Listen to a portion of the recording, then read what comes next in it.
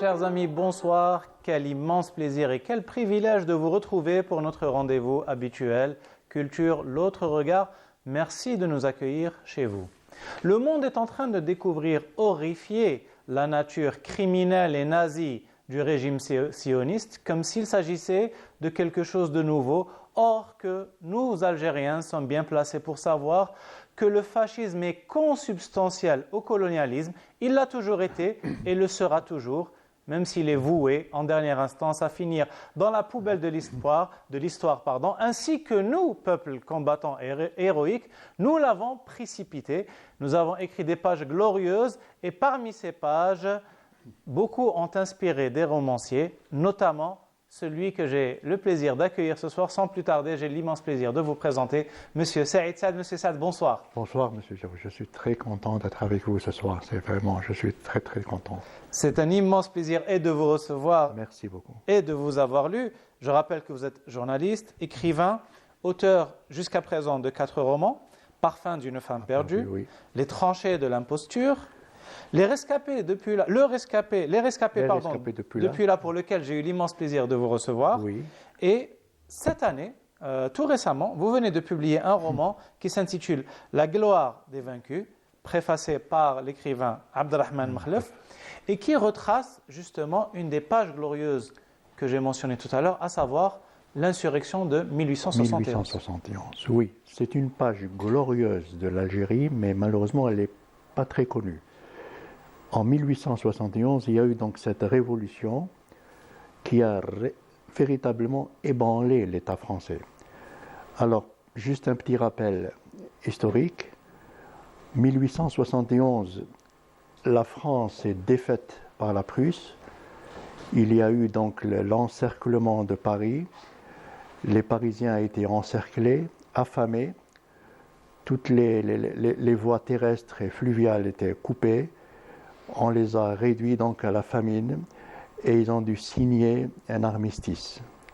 Le président à l'époque était Thiers. Adolphe Thiers. Oui. Adolphe Thiers, oui. Mais il se trouve que il y a eu des résistants, des gens de Paris qui ne voulaient pas lâcher prise. Ils voulaient absolument continuer à défendre leur ville, même si c'était illégal, parce que la République venait de signer donc un armistice avec Bismarck.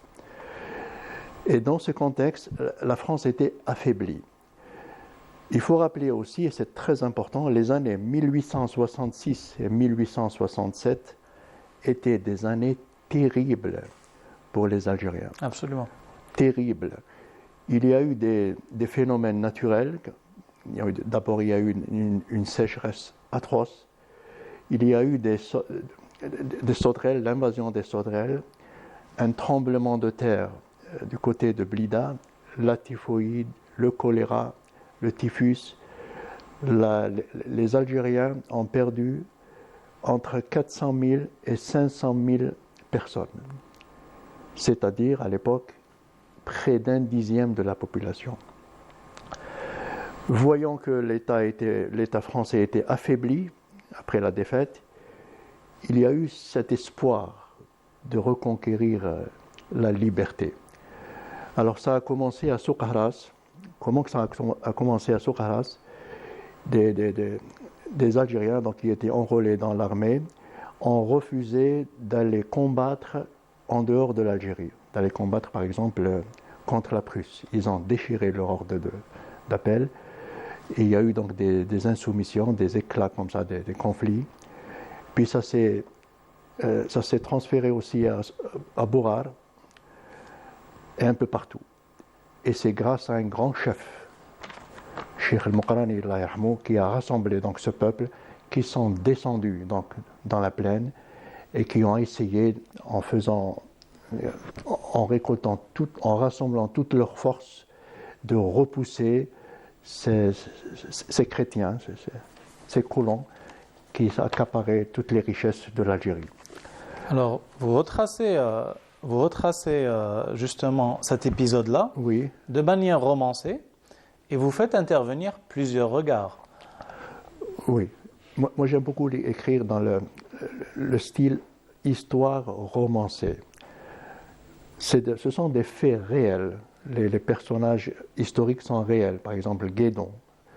Bien Oui, sûr. réel. Mais il y a aussi une partie roman, c'est-à-dire une partie imaginaire, avec nos personnages fictifs pour faire le roman. Le roman, c'est de l'imagination, c'est toujours de l'imagination, qui s'appuie donc sur la réalité de l'Algérie à cette époque, donc au XIXe siècle.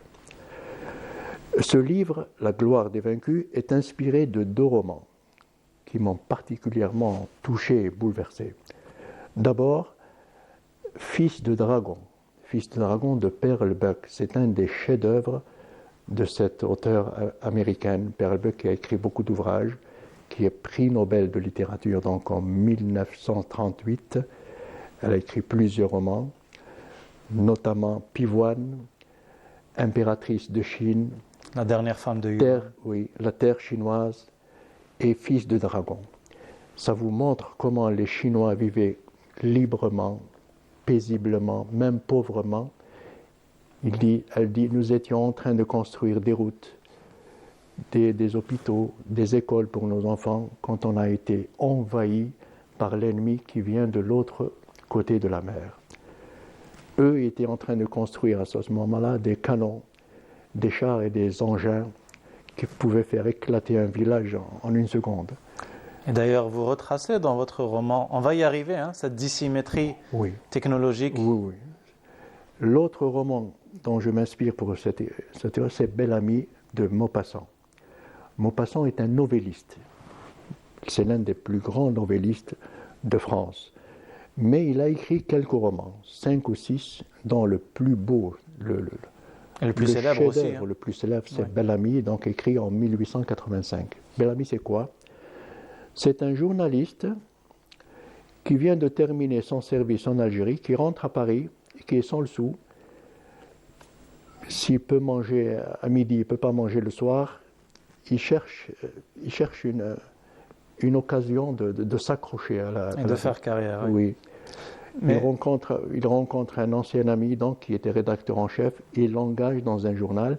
Et c'est grâce au journal, c'est grâce à ce travail, travail de reporter, qu'il va connaître, il va découvrir la vie parisienne et il va monter échelon par échelon dans cette vie parisienne, faite d'intérêt, faite d'hypocrisie, faite de... Alors, en vous lisant, je n'aurais pas du tout pensé à Bel Ami parce que François Dupré, votre personnage principal, est l'exact contraire du héros de Maupassant, qui lui est un arriviste sans scrupules et sans vergogne. Alors que François Dupré, justement, c'est un journaliste, il débarque à Alger, en pleine débâcle française face à la Prusse, mais lui, ce n'est pas du tout le prototype de l'arriviste. Non, ce n'est pas un arriviste. C'est quelqu'un qui veut se faire un avenir. On lui a conseillé d'aller en Algérie, sur recommandation. Il y a un grand journal en Algérie qui s'appelle Al-Akhbar. Il y va, il rencontre M. Bonneval, donc le rédacteur en chef. Il est reçu. Et là, c'est une occasion de décrire Alger à cette époque. En 1870, Alger était en pleine construction. On avait écrasé, on avait démoli la partie basse de la Casbah.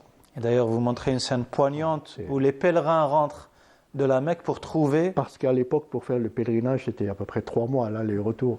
Et quand ils reviennent, c'est rasé, il n'y a rien. C'était pour montrer le désarroi donc, de ces gens, ces péripéties. Alger donc, a été rasé, toute la partie basse de la Casbah escamotée, alors que c'était la plus riche avec ses écoles, avec ses médarsas. C'est cette très grande habitation. Et on avait donc créé des boulevards, des avenues et des espaces pour permettre à la cavalerie, pour permettre des parades, pour permettre... pour annihiler toute velléité de guérilla urbaine. Oui. Puisqu'on en avait fait l'expérience en 1789, en 1848, etc.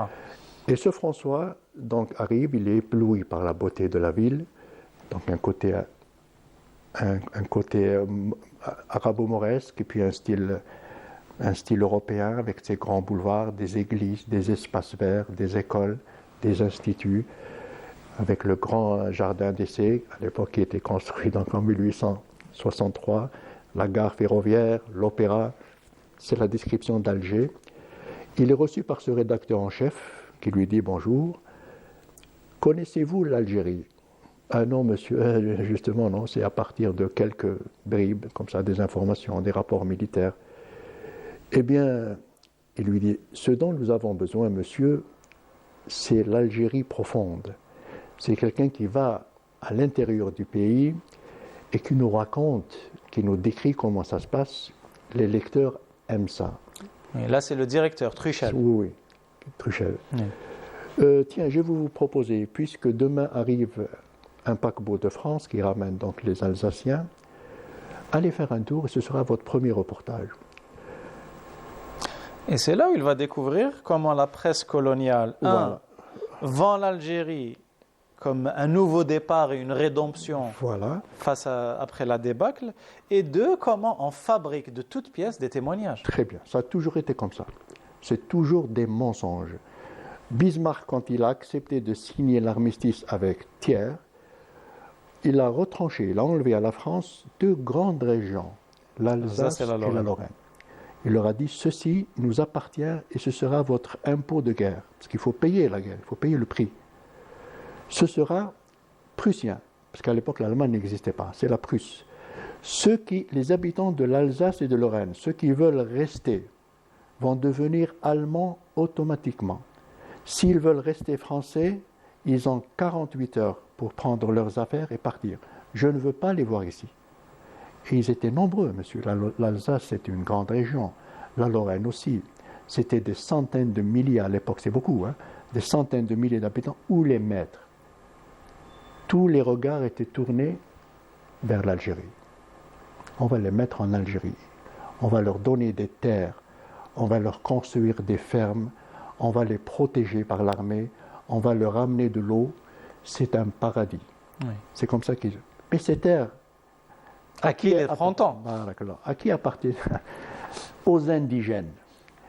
Alors les indigènes qui avaient ces terres, on leur enlevait la terre de force et on les forçait à les habiter dans les montagnes, dans les régions les plus reculées, les plus infertiles. Et vous utilisez un procédé esthétique et littéraire pour montrer comment ces Français-là, qui eux-mêmes subissaient le siège prussien, baignaient littéralement dans l'idéologie raciste et méprisante. Et il y a ce superbe passage de la lettre que François reçoit de son père, et il lui dit, si vous permettez, je vous cite, bien sûr. Alors le père dit au fils, ne te laisse pas bourrer le crâne au sujet des Arabes. Les droits des Arabes, l'injustice des colons envers les autochtones, des ragots. Depuis quand ces peuples ont-ils une dignité? Exactement. Quand ils produisent, depuis des millénaires, rien. Ils sont depuis longtemps considérés comme des êtres dépourvus de culture, comme des incivilisés. Comme les Noirs, les Arabes souffrent de graves insuffisances que l'on estime irréversibles. Il a fallu attendre l'arrivée des nôtres pour les secouer. Ils ne sont même pas capables de tracer un sillon bien droit. Chez eux, tout est réjouissance et fantaisie. Exactement. Tout l'orientalisme le plus vulgaire et le plus répugnant concentré dans ce passage. Et c'était un esprit des Français du 19e siècle, un esprit qui régnait en maître dans leur cerveau.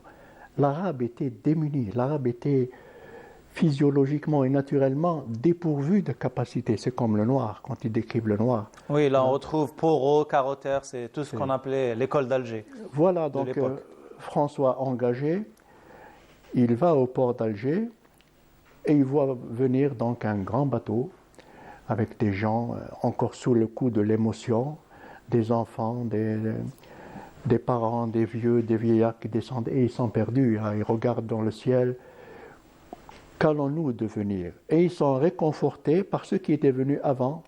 Ils leur disent, ça va bien se passer, nous sommes du côté de Fondouk, vous allez voir, c'est un paradis. Nous sommes à Palestro, mais c'est un paradis. C'était un peu le nouveau paradis qui était promis. Oui, c'était l'Eldorado. L'Eldorado, donc promis à ces Européens désemparés. Deuxième mission extrêmement importante, c'est la création des villes. C'était l'époque où on bâtissait. Et ce François a été invité donc à partir avec un contingent militaire, donc de la place du 1er mai, qui était à l'époque le champ de manœuvre, partir dans une expédition avec ses frais de mission, donc avec des soldats, tout simplement, des cavaliers, pour assister à, pas la mise en scène, mais à la construction de la première pierre, la pose de la première pierre de la ville de Mirabeau. Donc je décris tout ce passage, la traversée de l'Oued el-Harrach, le voyage donc à travers les forêts jusqu'à Mirabeau. Et c'est là où il est pris. Mais ça coïncidait justement avec cette rébellion d'Achir el-Muqarrani qui n'en voulait plus de ces chrétiens.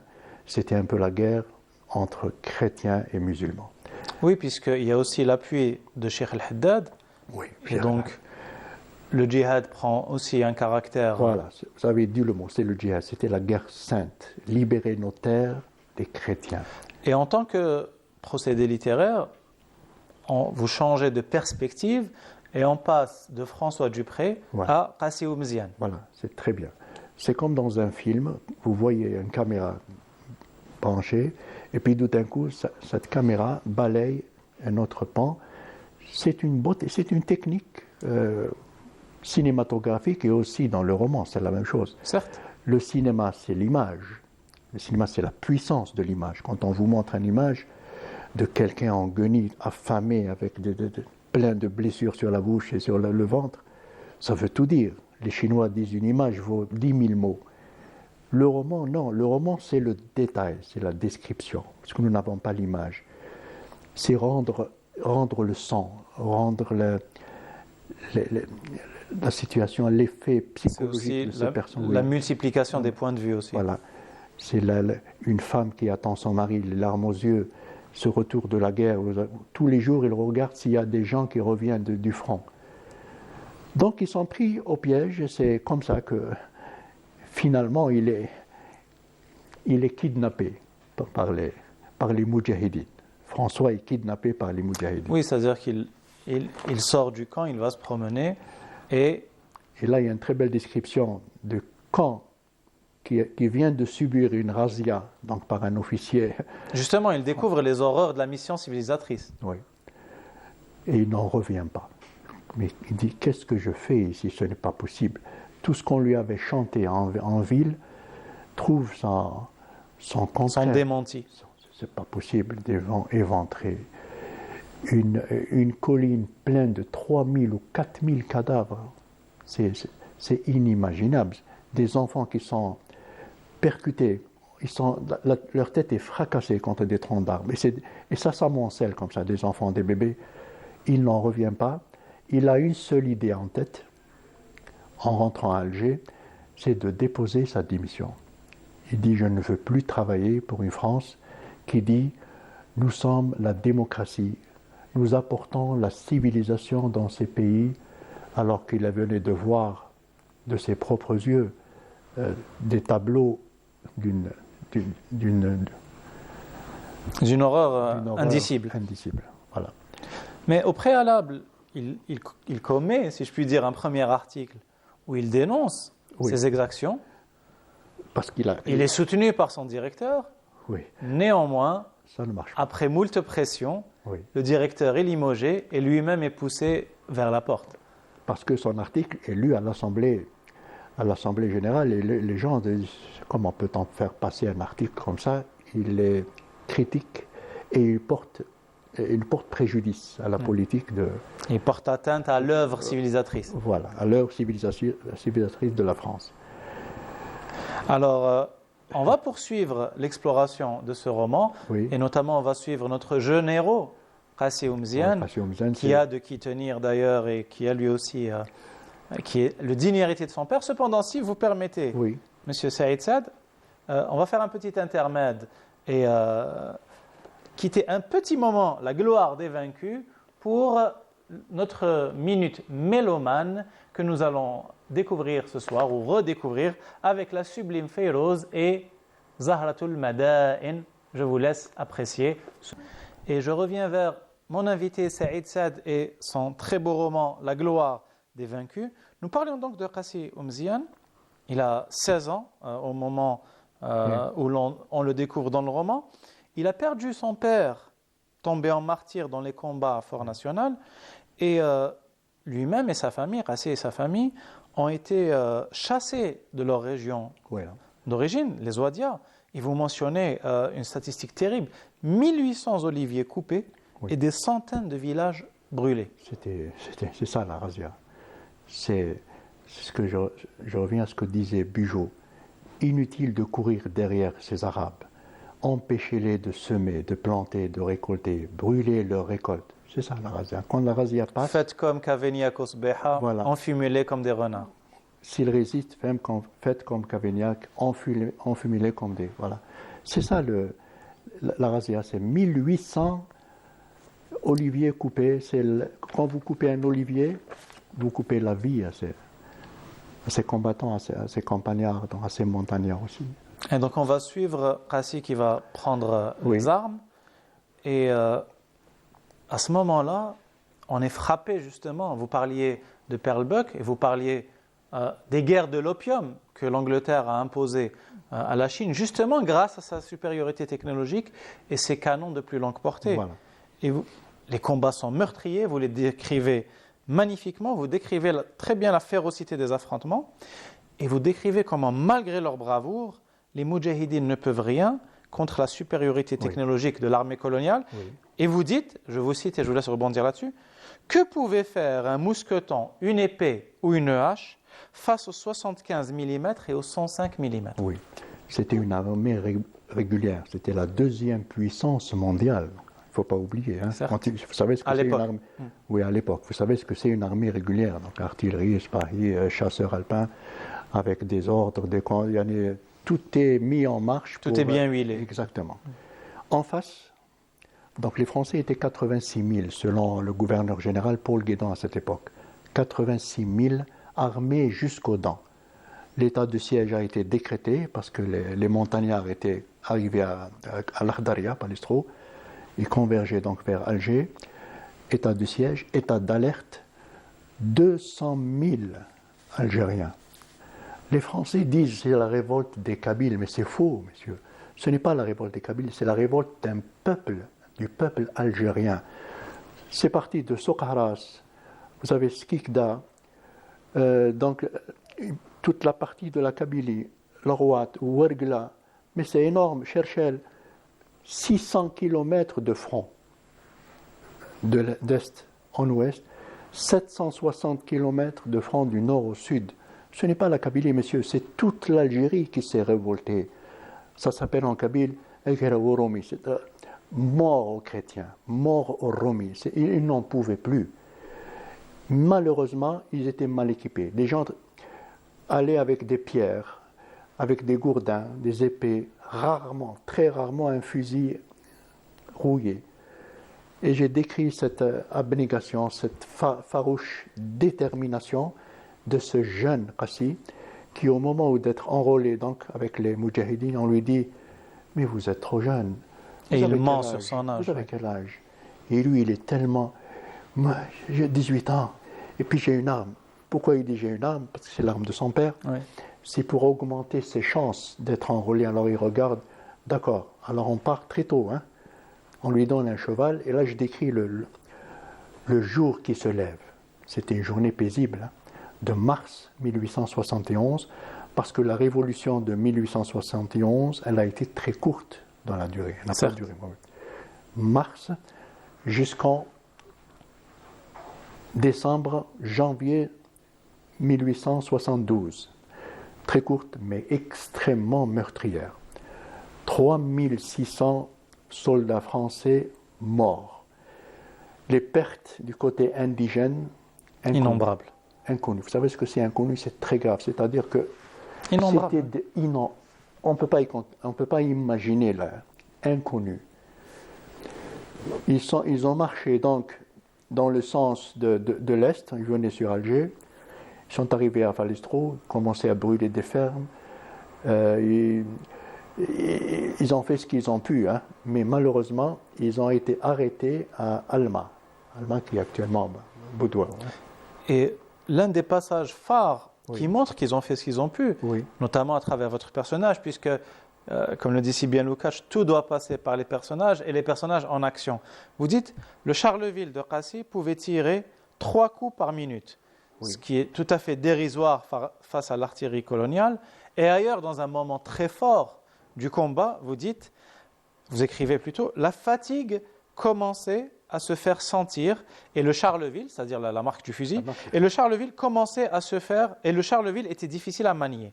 Qassy, qui suait abondamment, devait chaque fois déchirer le papier de la cartouche avec ses dents, remplir le bassinet d'un peu de poudre, le refermer, verser le restant de la poudre dans le canon, ensuite glisser la balle dans le canon et la pousser jusqu'à la bourre, enfin armer le chien, viser son point de mire. Il avait appris à se servir de son pouce gauche pour prendre sa visée avant de presser la détente. Il arrivait que la mèche du vieux fusil refusa de s'allumer. C'est ça le roman, c'est ça le détail.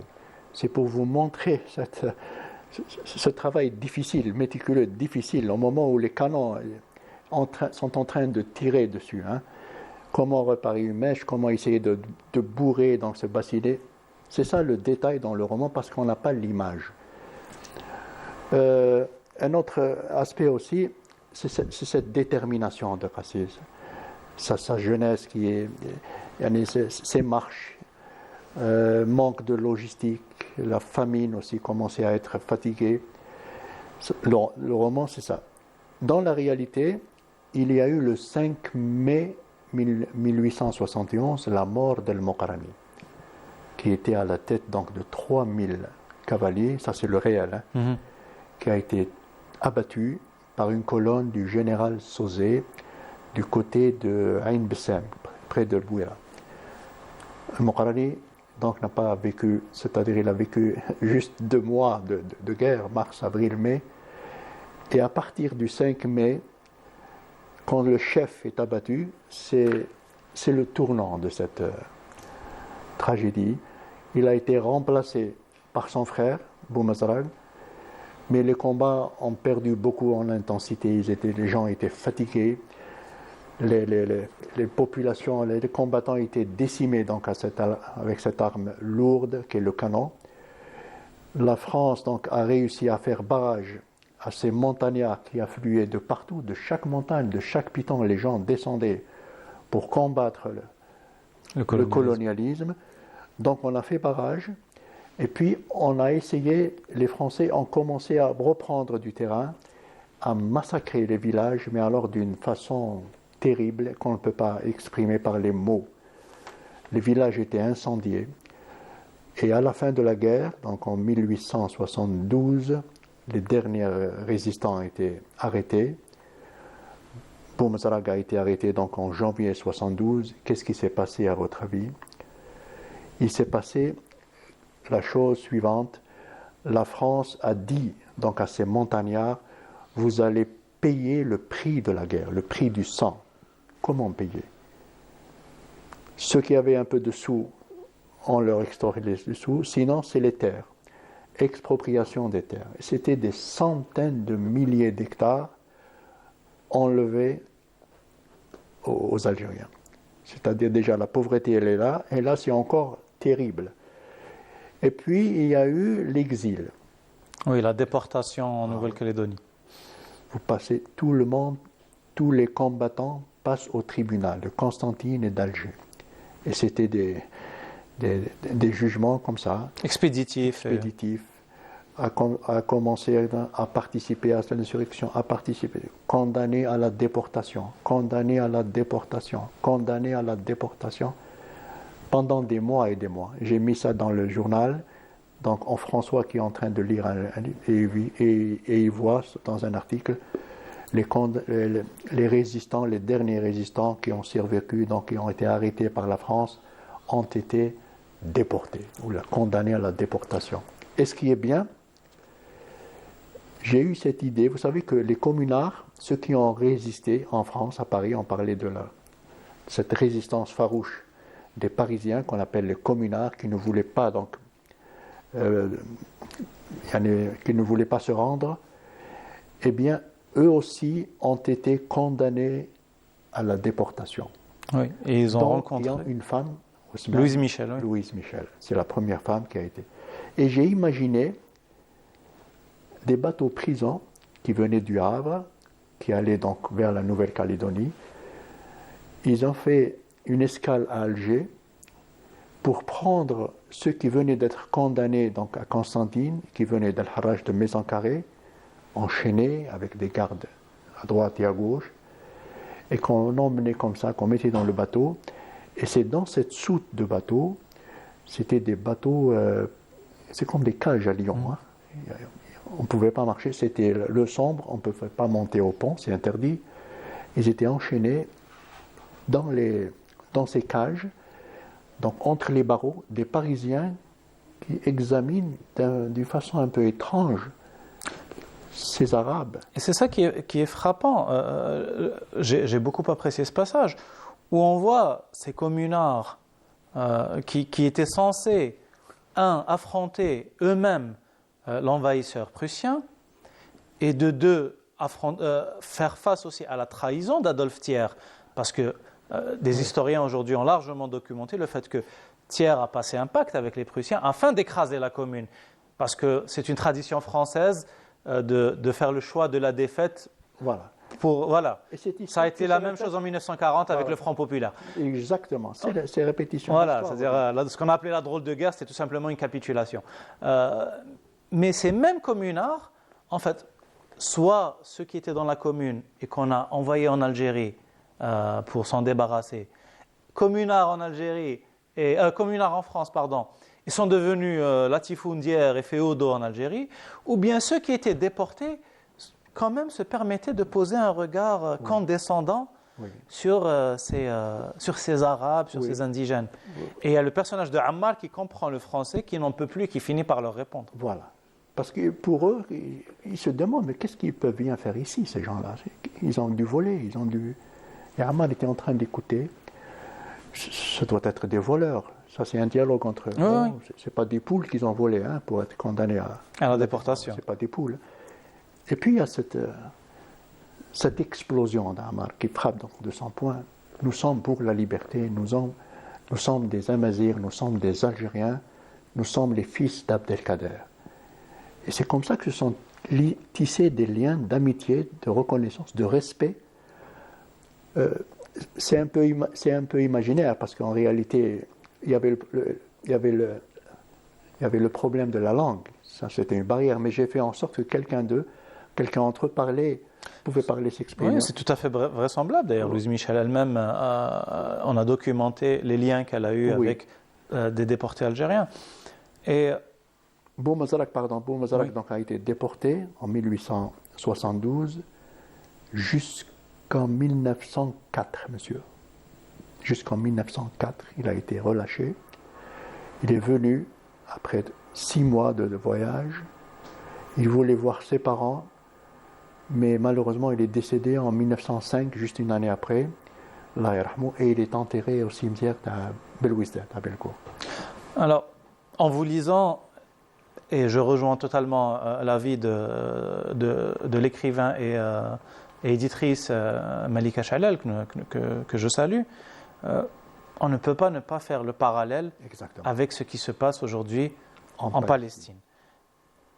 Plusieurs parallèles. D'abord, lorsque François est fait prisonnier par les insurgés algériens, et donc il parle à Ammar, qui est ce chef charismatique, qui va le relâcher et qui va lui dire « Demandez aux Français de ne pas attaquer lâchement les civils et de se battre soldat contre soldat. » Et ça rappelle un peu Wael Dahdouh qui disait « Vous vous vengez, c'est-à-dire face à la bravoure de nos combattants, vous vous vengez sur les femmes et les enfants. » Voilà, exactement. On ne peut pas éviter ce parallèle avec ce qui se passe actuellement en Palestine. Et c'est pour ça, justement, que l'Algérie a toujours été fidèle, toujours été une supportrice de la Palestine. On est toujours avec la Palestine parce que nous savons ce que nous avons vécu, c'était à peu près la même chose. Oui, notamment aussi dans l'inversion accusatoire. Vous montrez dans les procès comment on fait passer ces insurgés qui se sont battus pour leur liberté pour des monstres, des sanguinaires, etc. Oui. Ils ont tué un médecin. Ah, c'est très grave. Vous avez tué un médecin. Alors que, comme disait Fanon, le médecin est toujours partie prenante. C'est d'abord un propriétaire, c'est d'abord un colon. C'est-à-dire que, regardez ce juge. Donc, j'imagine la scène dans un tribunal, il y a une assistance nombreuse. Le juge dit à ce félaga, vous avez tué un médecin alors qu'il est venu vous soigner dans les villages. C'est immense, c'est immonde. Oui, et vous montrez comment, justement, il y a une fabrication du récit colonial pour faire de la victime le bourreau. Ils ont ramené donc, dans le livre un interprète. Est-ce qu'ils ont quelque chose à dire? Alors, il donne non. Tiens, quelqu'un qui murmure des mots. Nous ne le regrettons pas. Tout le monde est condamné donc à la déportation. Oui. Ça me rappelle une grande moudjahida, Khila Jamil Abou Azahi, si je ne me trompe pas, Diouz le tribunal, le juge lui dit, mais vous êtes condamné, vous savez ce que c'est grave ce que vous avez. Elle a souri, elle a ri. Elle a dit, mais vous riez, madame, mais c'est très grave. Et elle lui a dit, pour l'Algérie, vive l'Algérie indépendante. Et ils l'ont emmené avec les menottes. C'est à peu près...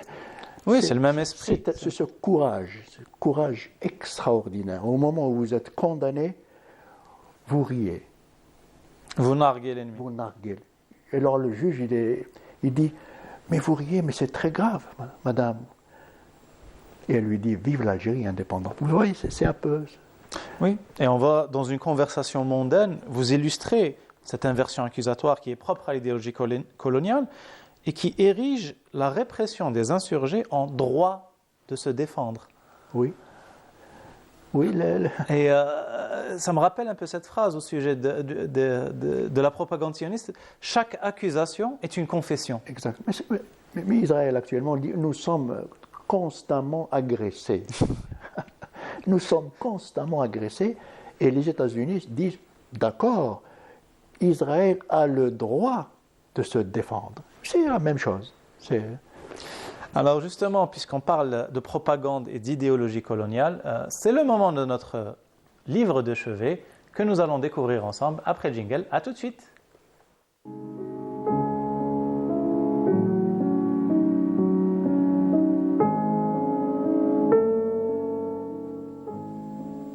Qui de mieux pour déconstruire l'idéologie coloniale et sa propagande que l'historien Mohamed Cherif Sahlé et son superbe ouvrage, un grand classique, Décoloniser l'histoire. Je vous laisse découvrir avec moi ce passage. Le passé de l'Algérie est réduit à un tissu d'absurdité, à un éternel recommencement d'événements inintelligibles. Tout se passe comme si le choix et l'interprétation des faits historiques obéissaient au souci d'écœurer le lecteur et de l'inciter à conclure à la légitimité historique du régime colonial et à la vanité insensée de toute action tendant à modifier le statu quo. L'histoire devenait ainsi un instrument de propagande pour une vérité officielle, pour cette légende dorée algérienne qui, selon le mot de Dresch, légitime les intégrations les plus absurdes, les barricades d'Alger et les complots. Et Mohamed Cherif Sahlé, en historien consciencieux, va nous montrer justement des éléments et des exemples de cette propagande dans cet ouvrage. Il va nous dire d'abord, défenseurs conscients ou involontaires du régime colonial, les historiens français évidemment, s'appliquèrent à donner une image désespérée du passé algérien, à dresser un bilan catastrophique appelant comme conclusion providentielle la conquête française. Et il nous cite des exemples concrets. L'un des exemples les plus célèbres, vous avez déjà Charles-André Julien et Christian Courtois qui nous disent au sujet de notre inaptitude congénitale à l'indépendance. Nous sommes inaptes à l'indépendance.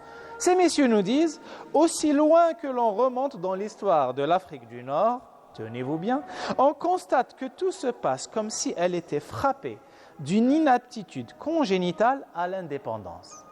On est dans le très haut niveau académique. Et puis, celui qui est aussi absurde qu'hilarant, l'inénarrable Émile Félix Gautier nous dit « Aussi loin que nous remontons dans le passé, nous voyons une cascade ininterrompue de domination étrangère. Les Français ont succédé aux Turcs, qui avaient succédé aux Arabes, qui avaient succédé aux Byzantins, qui avaient succédé aux Vandales, qui avaient succédé aux Romains, qui avaient succédé aux Carthaginois. Et notez que le conquérant, quel qu'il soit, reste le maître du Maghreb jusqu'à ce qu'il soit expulsé par le conquérant nouveau, son successeur. Jamais les indigènes n'ont réussi à expulser leur maître. Je souris parce que le ridicule de ce genre d'assertion n'a de degré que leur ignominie. Décoloniser l'histoire de Mohamed Cherif Sahli, un grand classique à avoir dans toutes les bibliothèques, à lire et à relire. Et je reviens vers vous, Monsieur Saïd Saad, et ce très beau roman, La gloire des vaincus, en lisant Mohamed Cherif Sahli, vraiment ça fait écho non seulement au passage de la lettre que nous avons lu tout à l'heure, du père de François, mais aussi à tous les discours qui donnent bonne conscience aux soldats du massacre qu'ils opèrent. Il y a ce très beau passage aussi où François discute avec un des soldats du contingent. Oui. Et il va lui dire, moi on me demande de tuer un enfant, je le coupe en 4. Parce qu'il y a la promotion. D'abord, il y a la promotion, mais aussi il y a la bonne conscience de ne pas avoir affaire à des êtres humains. Il y a cette déshumanisation. Moi, j'ai lu une phrase dans un livre de Olivier Lecourt Grand Maison, oui. Qu'est-ce qu'il dit? Mais c'est une phrase terrible. Savez-vous qu'un colon à cette époque, donc au XIXe siècle, quand il tuait un indigène, il n'avait pas cette impression, ce sentiment d'avoir tué un être humain, mais comme s'il tuait un sanglier. C'est exactement pareil. Alors un soldat qui veut chercher à devenir sergent ou caporal, on lui demande de tuer un enfant, il va le couper en 4, mais c'est tout à fait dans cet esprit. Donc, il n'avait pas cette... On ne nous traitait pas comme des êtres humains. Voilà, c'est pour résumer tout. D'ailleurs, Fanon dit très bien, lorsque le colon veut parler du colonisé, il recourt systématiquement au langage du bestiaire, c'est-à-dire de la zoologie. De la zoologie, voilà. Et c'est Fanon qui le dit, hein, c'est pas... Alors, je voudrais qu'on revienne ensemble, si vous le permettez, sur l'épigraphe de votre roman. Vous citez ce passage, cet aveu de l'ignoble Saint-Arnaud, qui dit « Les chefs leur manquent, heureusement pour eux, et aussi l'union, car chaque tribu est un peuple qui agit selon ses passions et dont la tribu voisine est souvent l'ennemi mortel. Si l'Afrique entière se soulevait comme un seul homme, malgré les bavards qui disent qu'il n'y a pas ici de population, nous serions vite acculés à la mer. » Voilà. Et justement, l'insurrection de 1871, après celle de l'émir Abdelkader, a été l'une des insurrections qui a eu ce caractère national. Oui, mais il manquait une coordination, une organisation. Voilà. C'est ça la faiblesse de cette insurrection. Elle était magistrale, elle était grande. Elle était à l'image d'un peuple opprimé, elle était magnifique. Mais elle restait teintée de spontanéité. Et surtout après la mort d'Al-Muqarrani, on a senti que... Et puis à l'époque, il n'y avait pas de nation, il n'y avait pas d'État. Hein. C'était des tribus, des tribus. Et il fallait organiser, il fallait souder, unifier, harmoniser, c'était difficile. Donc, et puis il y avait l'épineux problème aussi de l'armement. Ah, l'armement, c'était absurde. L'armement faisait crucialement défaut, je vous le dis. C'est pas le courage qui manquait, certes. C'est pas la détermination qui manquait, mais c'était l'armement. On n'avait pas d'armes. Donc La gloire des vaincus, ce superbe roman de Saïd Saad, on pourrait encore en dire beaucoup, néanmoins, on va laisser un petit peu le plaisir de la découverte au lecteur. Vous êtes un auteur prolifique, vous êtes un passionné de littérature. Oui, j'aime beaucoup l'histoire, oui. J'aime beaucoup la littérature. Néanmoins, il me semble que pour votre prochain ouvrage, vous allez quitter l'histoire, disons, ancienne, et vous intéresser à une figure beaucoup plus contemporaine. Oui, oui. Je vous laisse nous en dire plus en guise de le prochain roman, ce n'est pas un roman, c'est une biographie. Et c'est la première fois que je vais me lancer dans cet exercice, faire une biographie d'une figure emblématique de la chanson algérienne, c'est Amr Zahi, Allah yarhamou. Actuellement, c'est en chantier, ce n'est pas terminé, c'est en chantier. Mais pourquoi Zahi, diriez-vous?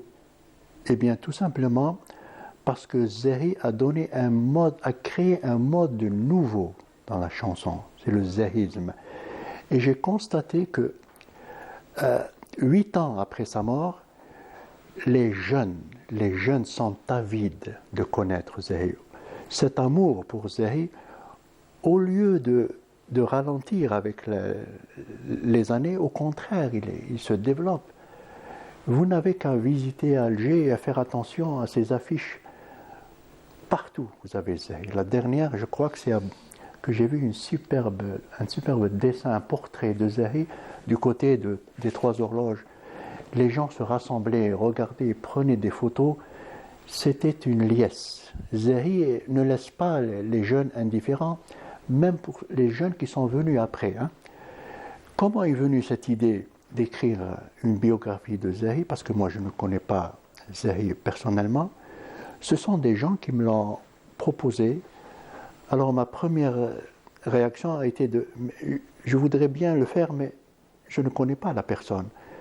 Et ils m'encouragent et me disent, on vous donnera tout ce qu'il vous faut pour le shir. Nous avons ses voisins, des artistes, donc des chanteurs, des musiciens qui ont connu Zahi, qui ont travaillé avec lui.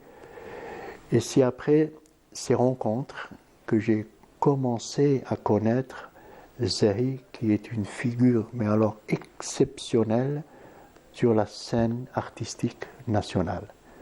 Il est né donc en 1941, il est venu très tôt à Alger, donc vers 46 ou 47. Il a fréquenté l'école donc, de la Soumam, donc à la rampe de l'université, et c'est là qu'il a commencé à s'épanouir avec son nouvel environnement. C'est un livre qui paraîtra normalement vers la mi-octobre. Je vais essayer de le mettre prêt pour le salon du livre qui se tient le 23 octobre prochain.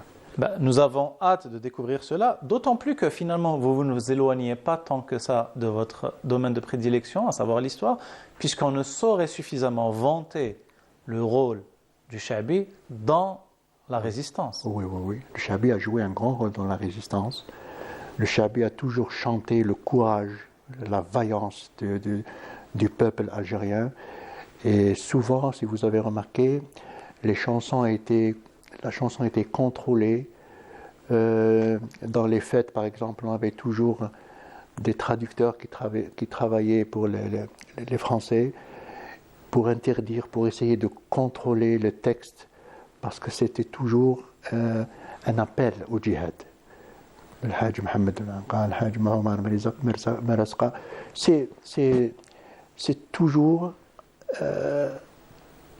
toujours barakat, c'est toujours Nodo Yachab, c'est à travers la chanson.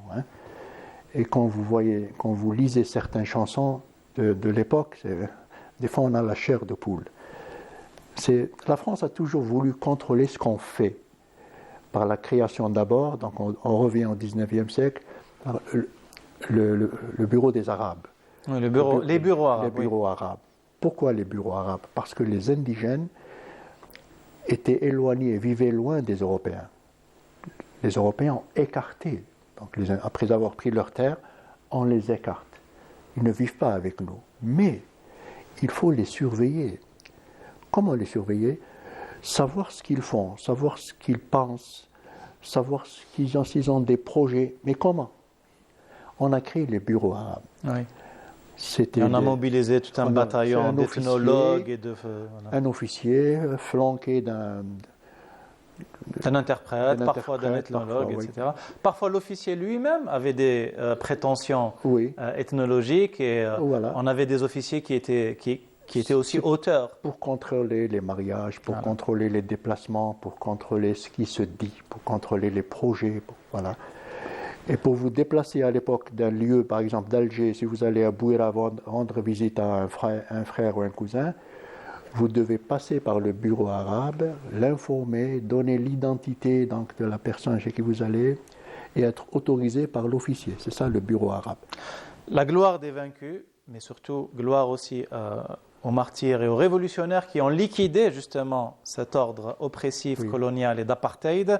Saïd Saad et La gloire des vaincus, votre dernier roman. Merci beaucoup d'avoir été parmi nous. Oui, je vous remercie. Je vous demande juste quelques secondes pour terminer par une citation Oui. que j'adresse à ces colons, ces anciens leaders de l'Algérie française, où on disait « Jamais le drapeau du FLN ne flottera sur Alger », ça c'est Bijard.